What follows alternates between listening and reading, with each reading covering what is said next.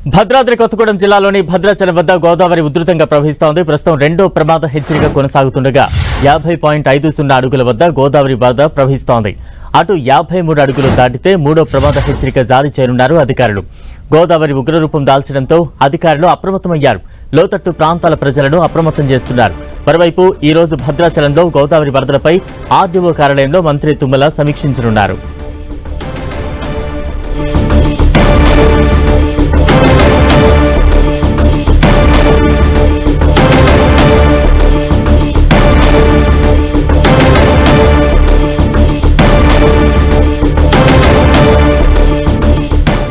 భద్రాద్రి కొత్తగూడెం జిల్లాలోని భద్రాచలం వద్ద గోదావరి ఉధృతంగా ప్రవహిస్తోంది. ప్రస్తుతం రెండో ప్రమాద హెచ్చరిక కొనసాగుతుండగా 50.50 అడుగుల వద్ద గోదావరి వరద ప్రవహిస్తోంది. అటు 53 అడుగులు దాటితే మూడో ప్రమాద హెచ్చరిక జారీ చేయనున్నారు అధికారులు. గోదావరి ఉగ్రరూపం దాల్చడంతో అధికారులు అప్రమత్తమయ్యారు. లోతట్టు ప్రాంతాల ప్రజలను అప్రమత్తం చేస్తున్నారు.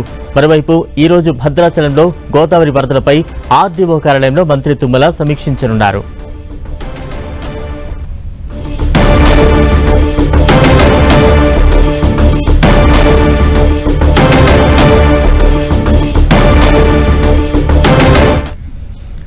తుంగభద్ర డ్యాం నివేదిక సిద్ధమైంది. సిడబ్ల్యూసీ మాజీ చైర్మన్ ఏకే బజాజ్ నేతృత్వంలో ఏర్పాటైన కమిటీ తుంగభద్ర డ్యాం గేట్లని మార్చాల్సిందేనని తుంగభద్ర బోర్డుకు స్పష్టం చేసినట్లు సమాచారం.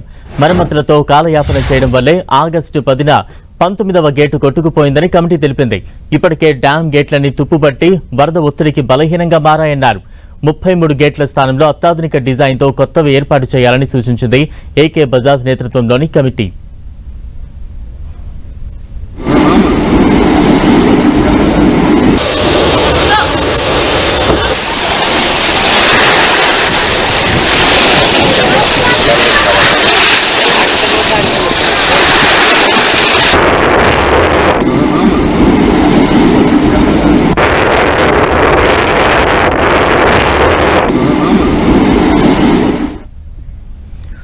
తూర్పుగోదావరి జిల్లా రాజమహేంద్రవరం వద్ద గోదావరి ఉధృతంగా ప్రవహిస్తోంది. దీంతో ధవళేశ్వరం బ్యారేజ్ వద్ద రెండో ప్రమాద హెచ్చరిక జారీ చేశారు అధికారులు.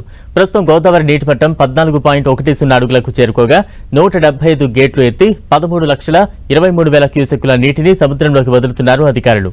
గోదావరి ఉగ్రరూపం దాల్చడంతో లోతట్టు ప్రాంతాల ప్రజలు అప్రమత్తంగా ఉండాలని అధికారులు హెచ్చరికలు జారీ చేశారు.